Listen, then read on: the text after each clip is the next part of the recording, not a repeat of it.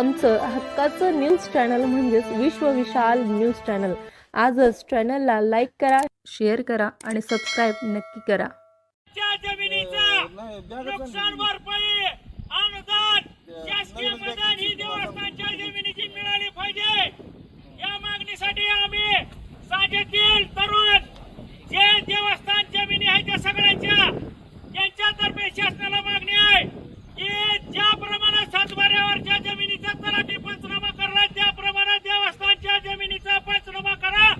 अनुदान नुकसान भरपाई अतिवृष्टीचे जी काय झालेलं आहे त्याची सर्वांनी नोंद घेऊन सर्व शेतकऱ्याला बाधित शेतकऱ्याला नुकसान भरपाई द्यावी ही आमची प्रमुख मागणी आहे.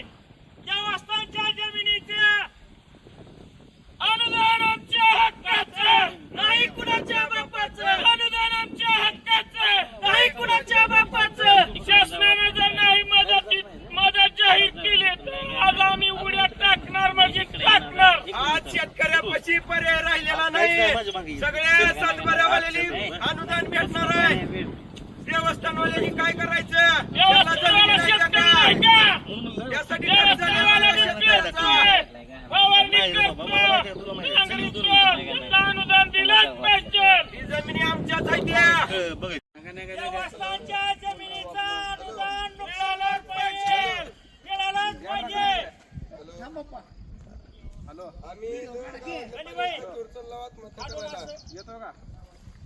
कुणाला बापूला सांगायला काय देवस्थानच्या जमिनीचा अनुदान मिळालंच पाहिजे. भरपाई अतिवृष्टीचं अनुदान नुकसान भरपाई शेतकऱ्याला मिळालीच पाहिजे ही आमची प्रमुख मागणी आहे.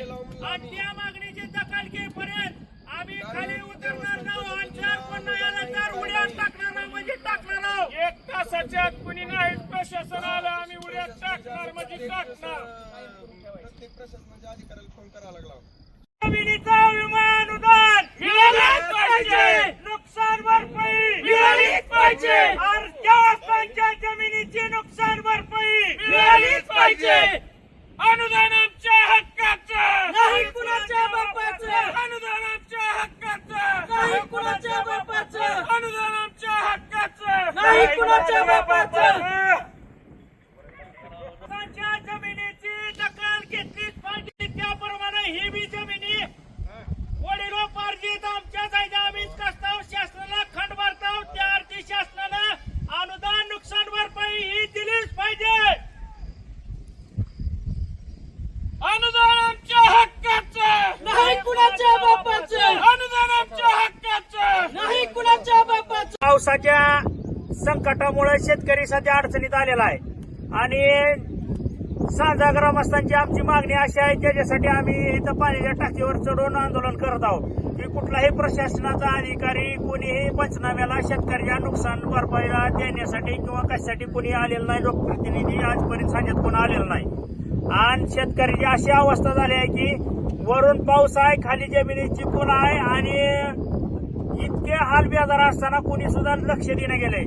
जर शेतकरी जर जगला तर पुन्हा सगळं जग जगणार ही गोष्ट लक्षात घ्या. आणि अतिवृष्टीमुळे अतोनात नुकसान झालंय त्याची ताबडतोब सगळ्यांनी दखल घेऊन इथं पंचनामे चालू करावे. आणि दुसरा मुद्दा असा आहे की सांजा गावात जास्तीत जास्त देवस्थानची श्रीराम देवस्थानची मंदिरात जमीन आहे तर ती सुद्धा जमिनी आम्ही त्याचं सुद्धा नुकसानात होणार झाले. तर ह्याच्याबरोबर त्याचा सुद्धा सगळं पंचनामा करून या सुद्धा जमिनीचा अनुदान हे मिळालंच पाहिजे. आमची प्रमुख मागणी आहे सगळ्याची.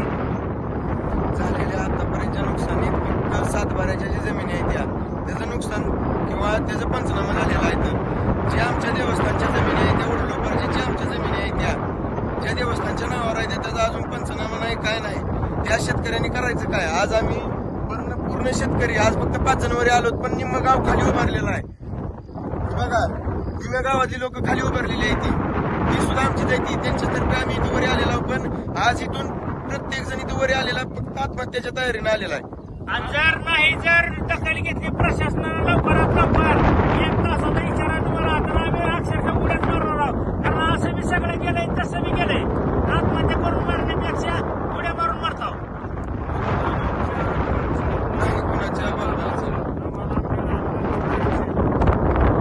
तुमचं आमचं हक्काचं न्यूज चॅनल म्हणजेच विश्व विशाल न्यूज चॅनल. आजच चॅनलला लाईक करा, शेअर करा आणि सबस्क्राईब नक्की करा.